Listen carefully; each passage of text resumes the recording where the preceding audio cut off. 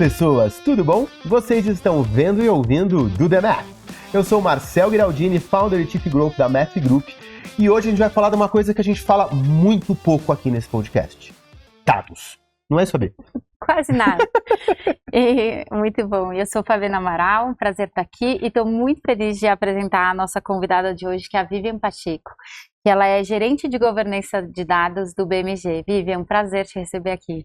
O prazer é meu, gente. Muito feliz com o convite. Tenho certeza que vai ser uma conversa muito enriquecedora. Com certeza. Para começar, eu queria que você conceituasse a diferença de governança e gestão de dados. Boa.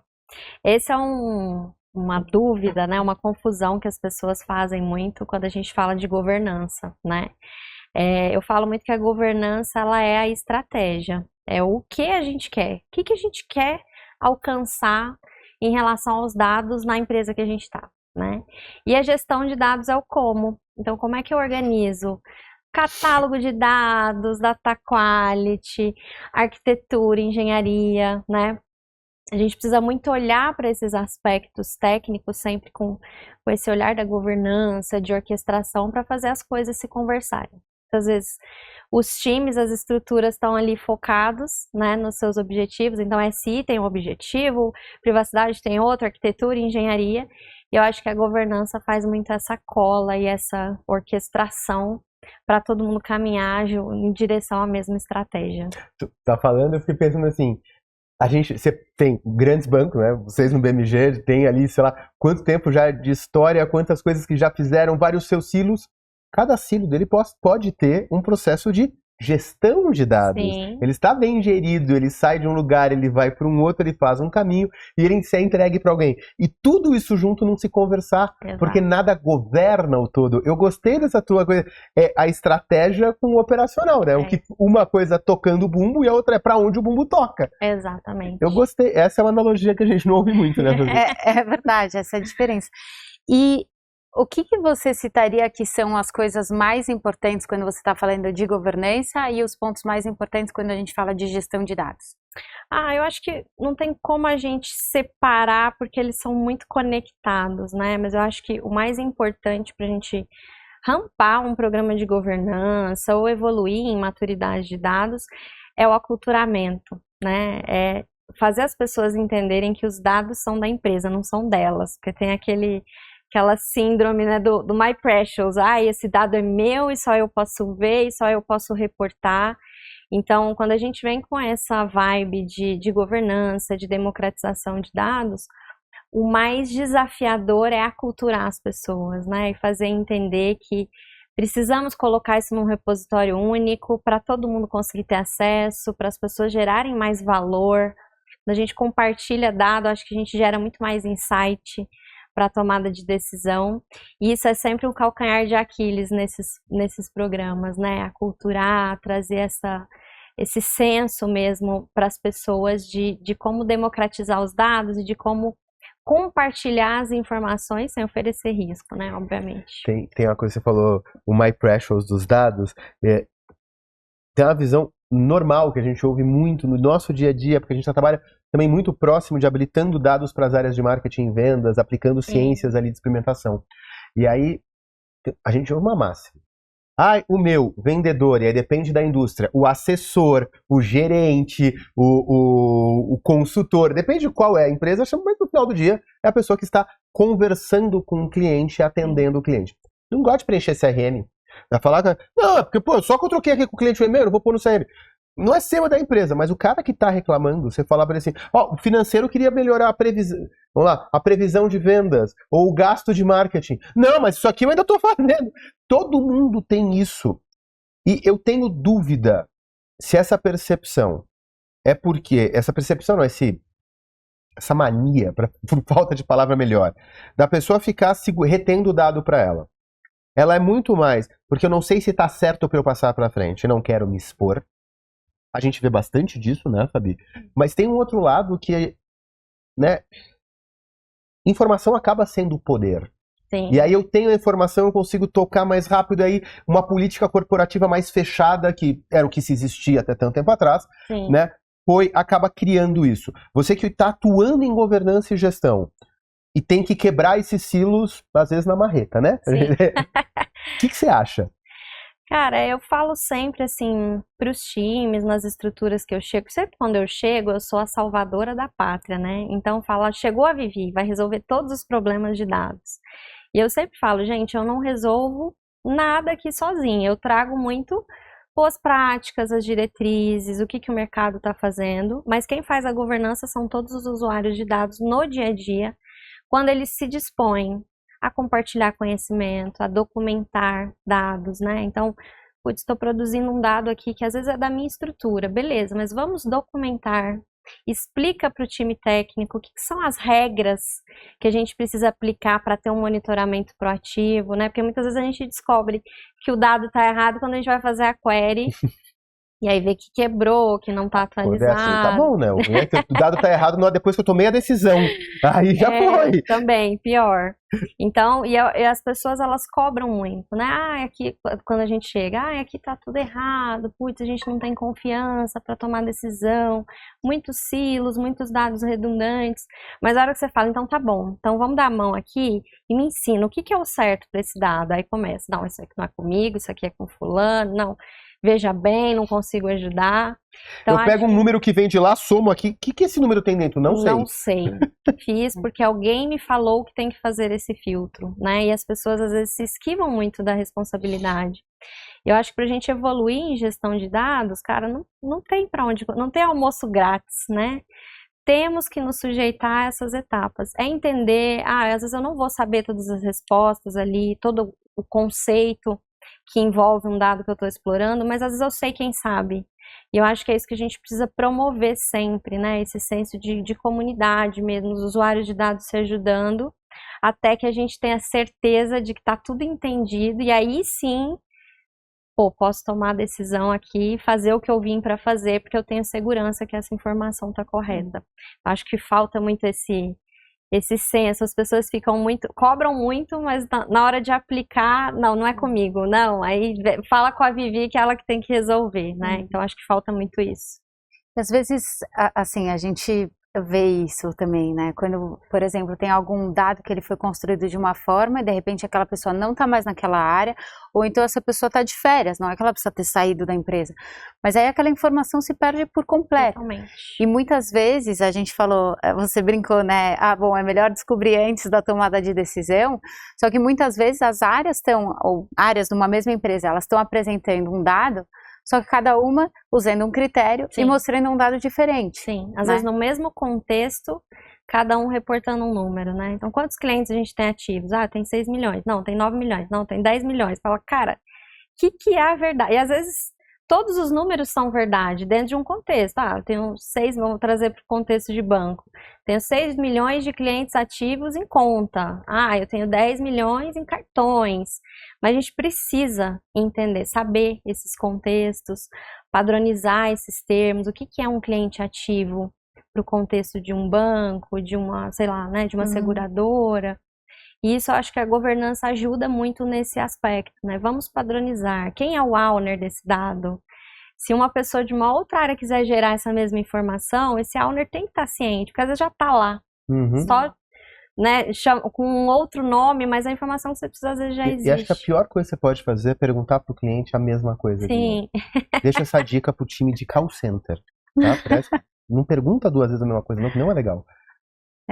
E tem um ponto também que você citou, que é a parte de documentação, né? Sim. Porque muitas vezes as pessoas falam os dados, tá, mas existe, a gente percebe nas empresas, assim, que tem uma parte que às vezes a documentação em si daquele projeto, ou daquela construção daquele dado, é um processo moroso, é uma coisa que geralmente o time fala, putz, eu não quero colocar o meu tempo nisso, né, e não quer fazer, e muitas vezes essa documentação vira a Bíblia, para que qualquer pessoa saiba que a regra daquele dado é isso aqui. Ninguém vai ficar, o que tem dentro desse número? Não fica na cabeça das pessoas, né? Você começa a promover o conhecimento. Às vezes você está numa outra área, num outro contexto, mas tem um dado ali que super pode enriquecer uma informação, uma análise que você está fazendo. Se você tem um catálogo ali para minimamente saber o que tem naquela tabela, né, naquele cenário, você consegue inclusive se autosservir sem precisar de tem que marcar uma reunião com fulano para ele me explicar. Então, e esse valor às vezes a gente só percebe quando dói na carne, né? Quando você vai precisar e não tem, aí você fala, putz, agora entendo a importância, mas é um tema que normalmente tem muita resistência, porque realmente, né, tem estruturas de tabelas em contextos de negócio, de TI, que são gigantes, então você parar para documentar realmente onera, mas é um investimento de tempo que a gente acaba colhendo mais para frente. Eu até fiz um vídeo esses dias com o Thiago Dutra, que é o nosso sócio responsável por esse robozinho, para chamar de forma simpática, a gente acabou montando, que é para fazer edicionalização de dados, porque ninguém quer falar. Mas daí na hora que você... Então tá, deixa, né? Montamos ali um contexto de LLM, que vai lá olhar bem travadinho, para não pegar nada de fora, e entrega um documento que fica mais palatável. Sim. É mais fácil, porque assim... Com certeza. Mas certamente ele não acertou. E mesmo sendo muito mais fácil, você vai perguntar as divergências, os pontos, que se faz sentido ou não, a gente percebe que, putz, de vez em quando, não é que uma percepção não sem fundamento, mas é que não é que ela não quer fazer porque é chato e não quer ter tempo. É porque muitas vezes quem tá lá não consegue ser data owner porque foi feito há tanto tempo que as pessoas não sabem o porquê. Sim. E aí na hora que você vai para a base e o dado abre, né, sai de um número, de uma visão, de um semáforo e abre para o que está embaixo, para o capô, as pessoas nem conhecem mais. Sim. E aí, poxa, eu vou me expor. Então, tá, mas ó, ele achou que é isso. Será que é? Porque assim que é calculado, acaba ficando mais fácil. Mas compartilha a responsabilidade. Exatamente, compartilha a responsabilidade. Qualquer coisa, a culpa foi do Azure. Né? Não foi mas eu acho que as soluções de inteligência artificial, elas vêm muito para ajudar, né? A gente sempre fala, inteligência artificial não adivinha coisas, ela aprende com o que a gente tem. E num contexto, quando a gente está começando do zero, a gente não tem muito insumo para dar. Então, realmente, é o que você falou.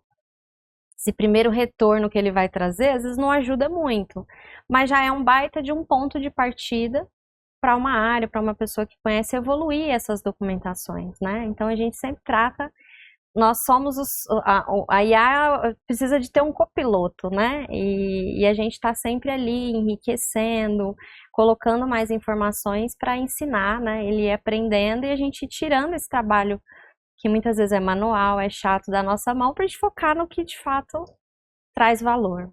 Vamos lá, não tem jeito, né? A gente vai ter que cair nesse assunto, porque falar de dados hoje em dia, a gente acaba falando de AI. Quando a gente fala de AI, a gente não tem como não falar de AI generativa. Sim. Apesar de, enquanto a gente está gravando, né, e a gente não sabe o que vai acontecer daqui 10 minutos, quem dirá o tempo que demora para ir pro ar. A gente já tem gente falando, não, nós entramos num novo inverno. Acho que não, acho que só estava com um hype de expectativas muito inflada. Né, pessoas que tiveram contato com tecnologia de inteligência artificial pela primeira vez na vida, né, porque antes precisava de Python, agora é um prompt. Então, né, ficaram vislumbrados rápido demais e as coisas estão caminhando. Eu acho que é uma caixa de Pandora que abriu. Sim. E a gente vai ter que usar. Só que se a gente vai ter que usar, né, tem aquela máxima hoje que se dado era o novo petróleo, a gente acabou de encontrar um motor que vai ser movido. Porque ele é né, inteligência artificial, principalmente o LLM, é um ávido consumidor de dados. Ele vive de dados. A gente tem que, óbvio, fazer toda essa parte de gestão e governança para ter bom dado, ou melhor, ter boa gasolina. Legal. Mantendo neste ponto, a gente não tem que governar a IA para ter um guardrail, para ela ficar na pista. Como é que está o seu dia a dia hoje de ter que pensar nisso, executar o dia a dia e saber que a gente tem uma visão curta do futuro que a gente pode ter? Você trouxe um elemento, uma coisa linda, né, que ali a gente estava conversando antes de gravar, você falou, e o problema é que ela aprende exponencialmente, o machine learning do LLM é exponencial, a gente não consegue testar tudo. Como é que hoje, antes da gente entrar em como é que você está fazendo, como é que é organizar as preocupações que aparecem com esse cenário? Eu acho que tem o hype que você comentou, né? Então teve aquele boom, todo mundo falando disso, mas na prática, quando a gente vai ver literatura, colegas de outras áreas, enfim, até em outros países, ninguém sabe muito bem o que fazer, porque é tudo muito novo. Então, acho que estamos todos aprendendo a lidar com isso. É óbvio que a gente tem que pensar nos guarda-reios, tem muito aspecto ético, né, que a gente tem que discutir, porque se você coloca ali, a gente estava falando, né, coloca uma inteligência artificial no processo de atendimento a cliente, putz, é extremamente sensível, né? Então, acho que ainda tem muitas discussões a serem feitas, mas sem dúvida, né, é uma ferramenta que vem muito para alavancar, para ajudar a gente a focar no que de fato importa, né, e parar de fazer as atividades repetitivas. Eu não vejo que a inteligência artificial vai substituir as pessoas e que vai todo mundo perder emprego, eu não acho que vá por essa linha. Eu acho que a gente vai ter que aprender a lidar com ela para parar de fazer trabalho burro, né, digamos assim, e colocar a nossa cabeça no que de fato gera valor, né, em criação de coisas novas. Então eu vejo muito com esse olhar. E Vivi, quando a gente está falando de implantar uma governança eficiente dentro de uma empresa, o que você enxerga que são os principais desafios? A gente falou algumas coisas aqui, mas quais são os principais na sua visão? Eu acho que, falando em governança em geral, é aspecto de cultura mesmo, de patrocínio. Às vezes as pessoas, né, nas empresas, colocam uma estrutura de governança, mas ali no dia a dia não te dá o respaldo para os nãos que você precisa falar, né, tudo é urgente, então vem tudo encavalado, e a governança tem processos que a gente precisa seguir. E às vezes as pessoas não estão dispostas a dar. E aí digo da camada executiva mesmo, né? A dar esse patrocínio, a dizer que é importante. Então tem ali a área, mas, não, veja bem, vamos pular essa etapa porque a gente está com pressa. Então acho que esse é um desafio grande.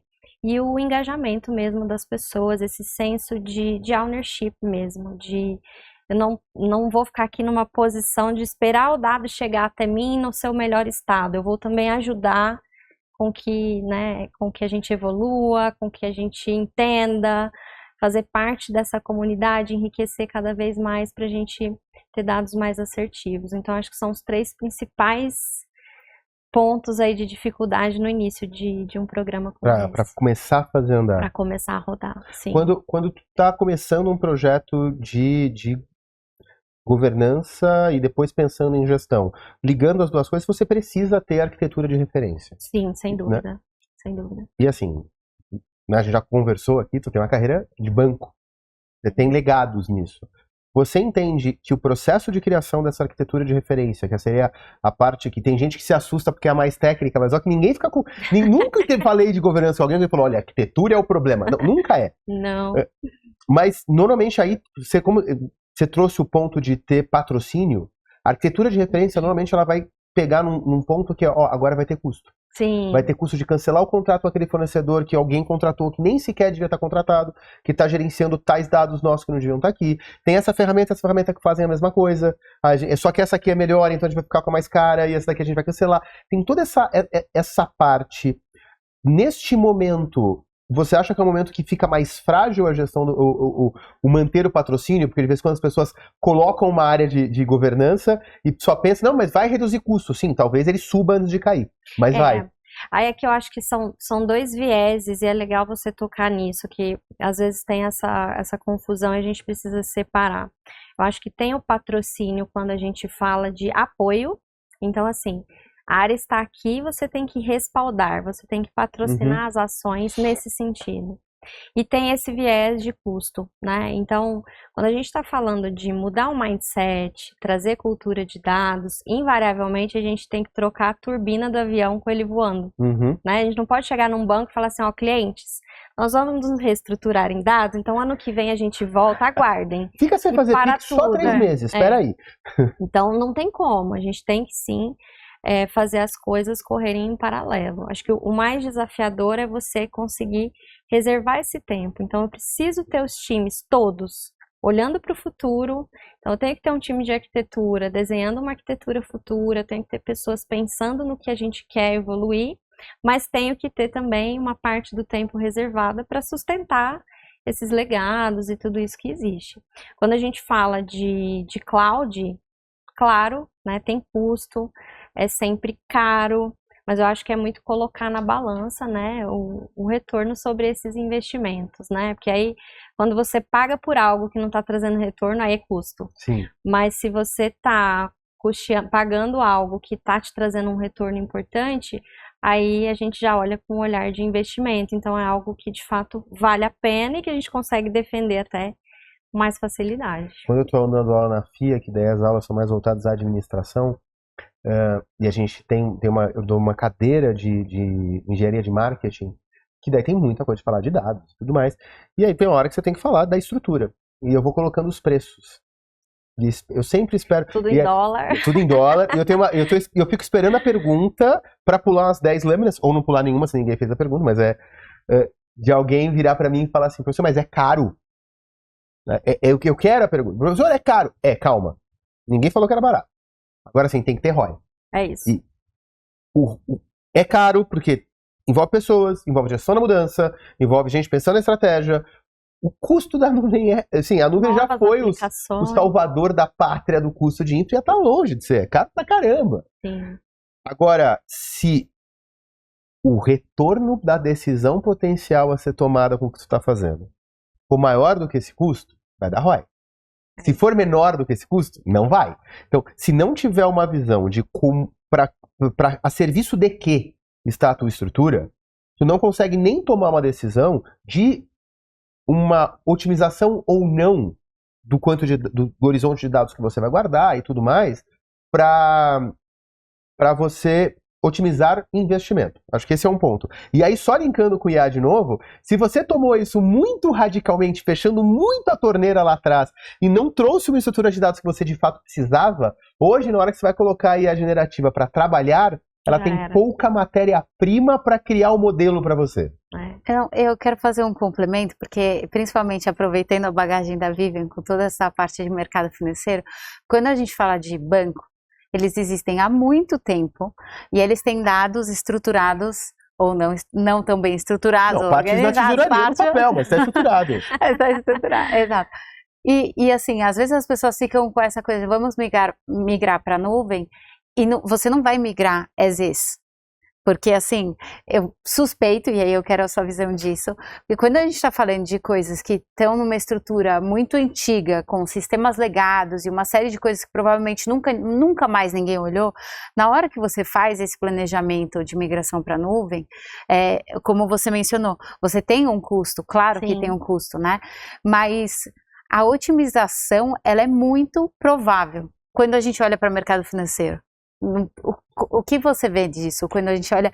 Eu digo assim, putz, são bancos, já existem há muito tempo, tem um volume de dados enorme e tal, tem uma estrutura que de repente nunca mais ninguém questionou. E na hora que você vai fazer isso, você vai ter ganho, mesmo que você tenha esse custo, você vai ter um ganho ali de redução. Como que você vê? A gente tem que sempre ter esse olhar de otimização, né? Eu acho que tempestividade é uma palavra que pesa muito nesse contexto que a gente está hoje, né? Eu acho que você tomar a decisão certa é importante, mas tomar certa na hora certa. E eu acho que quando a gente começa a olhar para esses sistemas legado, fica muito claro o impacto, né, que às vezes eles trazem para você ser mais tempestivo, assertivo. Então, é sempre uma análise de colocar na balança.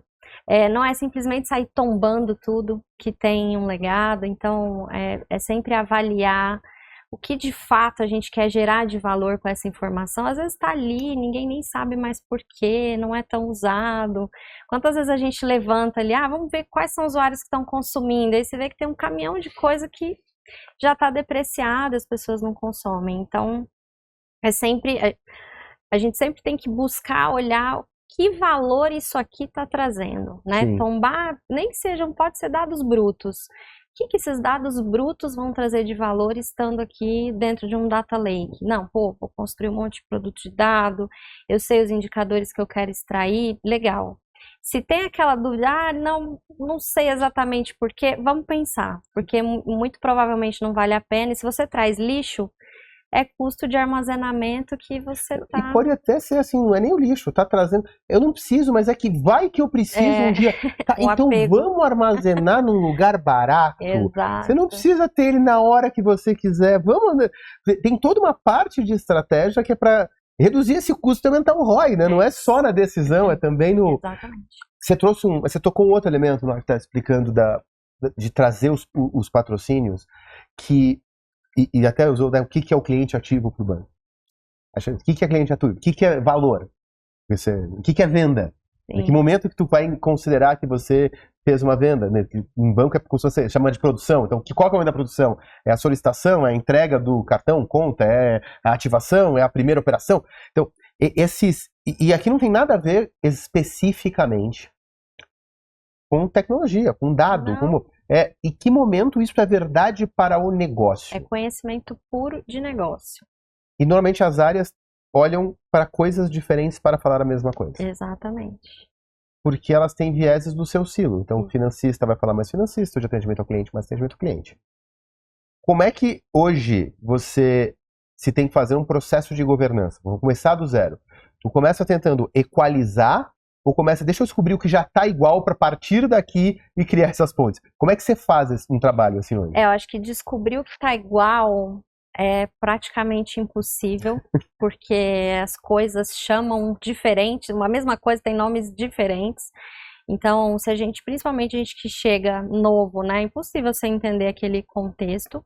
Então, o que eu faço sempre de início é definir quais são os contextos de dados que a gente tem. Porque a gente já começa a desmistificar também que os dados são das áreas. Os dados não são das áreas, os dados são do banco, no meu caso, né? Eu estou no banco. Então, o dado é do banco.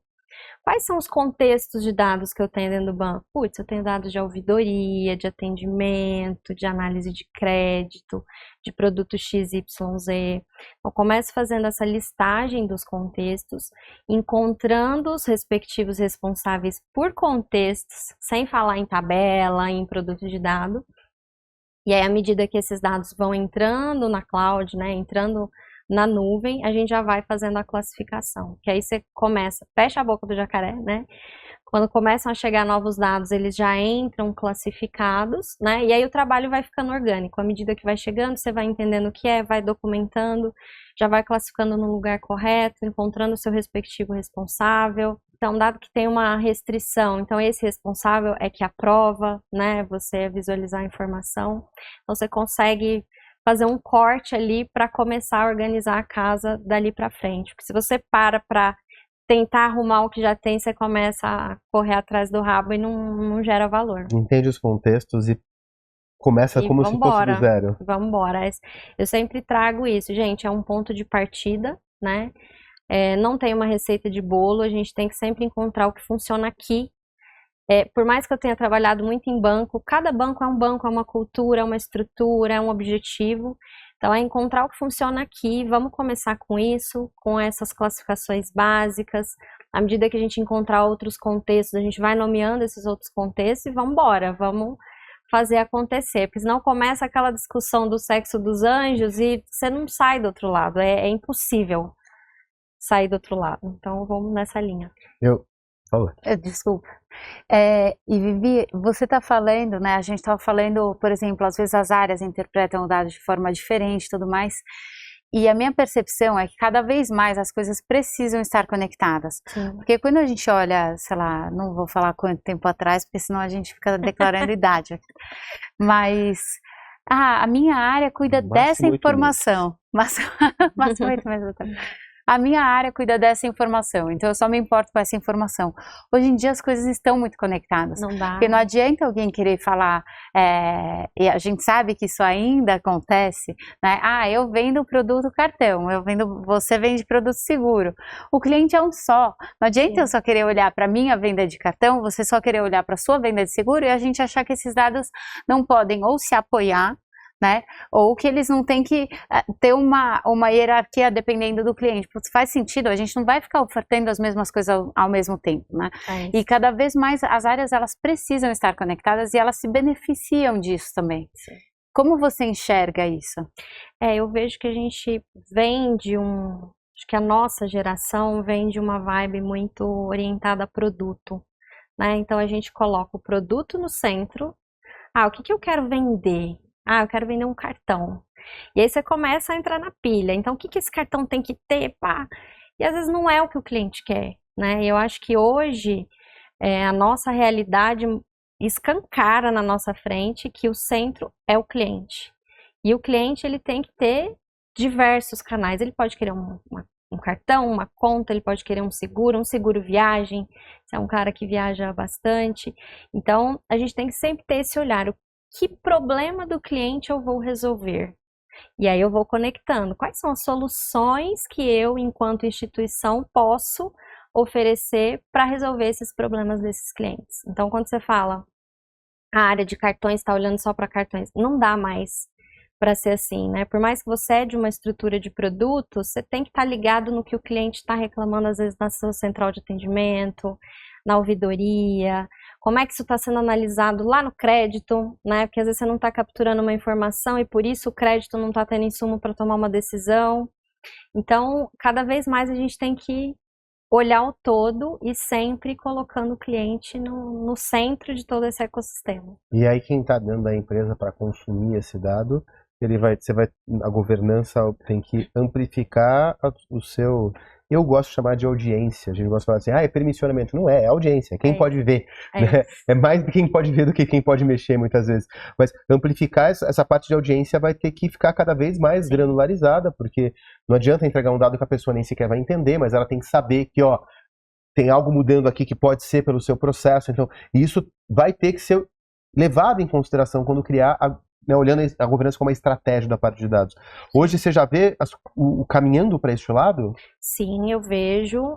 Eu vejo a governança muito conectada com os aspectos de SI e de privacidade, né? Não tem como a gente não falar de LGPD, mas a gente tem que, assim, eu vejo um movimento da gente partir sempre do princípio de por que eu não posso ver? Porque antes a gente ia assim, para que você quer ver esse dado? Então me explica que eu libero. E agora eu vejo um movimento de por que você não poderia ver? Então a gente parte sempre do pressuposto de vamos democratizar os dados, né? Os usuários de dados, eles têm que ter acesso a tudo que a gente tem de informação para fazer análise. Óbvio, com hash, né? Sem expor dado de cliente, sem expor CPF, nome, enfim, mas partir sempre desse princípio. Invariavelmente a gente vai ter dados que são mais restritos de áreas e que você não podem entrar nesse contexto de democratização. Mas aí entra nesse cenário. Por que você precisa, né? Por que você não deveria ver essa informação? Porque é uma informação sensível, ela traz esse dado, né? É uma tabela de salários, não faz sentido. Talvez mais o time de RH. Então, eu vejo muito esse movimento, assim, 98% dos dados democratizados com os respectivos critérios de segurança ali para não ter exposição de dado pessoal indevida e 2% ali com algum tipo de restrição que aí realmente faz sentido porque é algo muito crítico para o negócio. Né? Talvez esse nosso paradigma antigo, vamos dizer assim, da gestão de dados, ele tenha que ser válido para as ferramentas de LLM. Por que você precisa ver? A primeira pergunta é, por que você quer isso aqui? Porque a gente não sabe onde ela vai parar com o dado.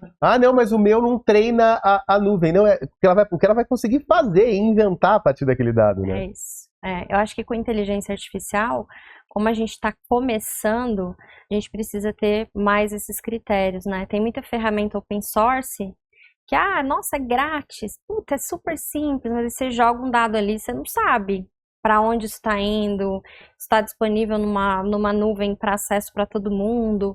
Então, acho que com as ferramentas de inteligência artificial, a gente tem que ter aí um pouquinho mais de cautela e entender exatamente onde a gente está entrando, para não ter risco de vazamento de informação. E Vivi, você que cuida dessa área de gestão e governança, quando a gente fala de inteligência artificial, tem muita gente animada, utilizando ou querendo utilizar loucamente. Assim, como você enxerga a responsabilidade da sua área para garantir que é isso? Porque às vezes as pessoas, não digo só da área de negócio, mas no geral, nem todo mundo sabe qual é a importância de você ter esses guarda-reios. Sim. Né?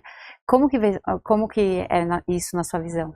Eu acho que a governança, ela vem com um papel muito de orquestrar essas discussões. Eu acho que quando a gente fala de inteligência artificial, não é uma área ou outra que aprova. Eu acho que tem que ser uma decisão colegiada, justamente porque a gente ainda está aprendendo, né? Sabendo quais são os impactos e os riscos. Então, acho que a governança, por ter essa visão mais macro, mais holística, consegue direcionar, este tipo de decisão tem que ter um aval de SI, de um jurídico, de um compliance, de arquitetura, né? Porque às vezes aquilo ali não vai parar de pé dentro da estrutura que a gente tem. Então, acho que a governança, ela viabiliza muito essas discussões mais colegiadas, mas eu não vejo como uma área responsável por dizer pode ou não pode, porque é algo que tem muitos vieses, muitos aspectos e muitas análises que precisam ser feitas. Eu estava conversando com um amigo meu, advogado, ele falou assim, quando você me explica esse negócio de governança que vocês fazem, mas me parece um pouco o que a gente faz em compliance e advocacia.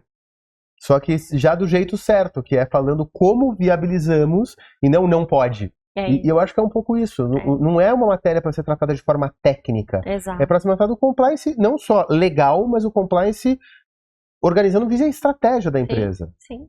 Vendo o que faz sentido mesmo para aquele contexto. E os riscos que você vai se expor, né? Então, se você coloca essa solução para dentro de casa, que tipo de risco a gente está disposto a assumir? Até onde a gente vai, né? Então, acho que esse tipo de análise é importante. E deve ser, assim, um pouco difícil segurar o pessoal que está animado, que sim. já quer, quero colocar na área, e que muitas vezes não tem o conhecimento. E até tem um ponto do que você falou, tem muita coisa que ainda é nova. Sim. E que não é que, nossa, já temos super especialistas. Não. Né? Tem muita coisa que as pessoas, que é importante ter esse guarda-reio justamente porque você não sabe até onde pode ir. E ter consciência dos riscos, né? Que ela falou. Tem que ser uma decisão, às vezes, colegiada. E às vezes as pessoas querem usar, mas você libera, não sabe também, né? As pessoas não sabem ainda prompt da forma como deveria, não sabe consumir aquilo. É mais uma euforia de, vamos usar inteligência artificial. Mas a hora que você fala, não, tá bom, então vamos. Aí a pessoa congela, né? Então, acho que tem também essa fase de treinamentos, capacitações, como é que a gente está capacitando os times também para consumir esse tipo de solução, né? Sem considerar todos os aspectos que a gente já falou, mas acho que a gente tem que evoluir também e estimular as pessoas. Você quer usar? Então tem que aprender a usar, né? Não é simplesmente chegar lá e tem que saber gerar valor com aquilo. E Vivi, na sua visão, o que você entende que são os principais ganhos quando a gente fala dessa união de inteligência artificial com governança e gestão de dados? Eu acho que a inteligência artificial, não só com governança, eu vejo isso ganhos assim em todas as esferas.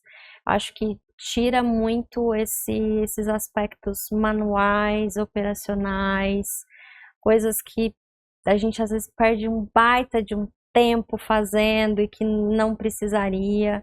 Então, acho que traz muita otimização de processo para a gente conseguir focar no que de fato é importante. Então, eu vejo esses ganhos não só para a governança, mas para todas as áreas que desejam usar, eu vejo com um olhar muito positivo, assim, acho que traz muito, muito retorno nesse aspecto. Eu vou falar que eu estou saindo daqui com indagações hoje, sabe? Porque foi esse pensamento de trazer o dado para uma coisa quase que uma gestão executiva, né? De vamos trabalhar em colegiado, vamos entender antes, vamos definir os riscos, vamos chamar as pessoas para o papo, literalmente tirar toda a visão da tecnologia, do hardware, de qual nuvem, de como tá, e trazer isso, cara, isto é um asset estratégico da empresa hoje, então vamos tratar, é negócio, né? Já teve a máxima de toda empresa hoje é uma empresa de tecnologia, né? É verdade, hoje uma empresa que não tive uma empresa de tecnologia, não existe, né? Pelo menos vender. Mas eu faço artesanato, tô vendendo pelo Instagram, né? Talvez eu tenha falado de alguém que eu tenho em casa. Mas, e agora a gente vai chegar no momento em que todas as empresas vão ser empresas de dados. E acho que essa é uma indagação de se a gente está pronto para isso. Interessante que eu saio daqui hoje. Obrigado. Obrigada a você, gente. Vivi, um prazer te receber. Obrigada por ter compartilhado a sua experiência, a sua visão e ter falado um pouco de como essa gestão, governança, IA e pontos que é isso, Marcelo. Assim, foram pontos diferentes que a gente geralmente não aborda, apesar da gente falar muito de dados. Apesar da gente falar muito de dados. Obrigada. Como é que o pessoal te encontra nas redes? Eu tô no LinkedIn, como Vivian Pacheco, então podem me adicionar. Eu coloco sempre algumas pílulas de conhecimento, porque eu gosto muito da governança e eu tento trazer de uma forma leve, porque é um tema denso, né? E eu sempre divulgo ali alguns conceitos para ir aculturando as pessoas e desmistificando também. Então, quem quiser aí pode me adicionar, que vai ser um prazer. E muito obrigada pelo convite, gostei bastante do nosso papo. Eu também, a gente que agradece. Ficou até aqui, dá um curtir no vídeo, dá 5 estrelinhas no agregador de podcast, ajuda a gente também, manda para um amigo. Valeu!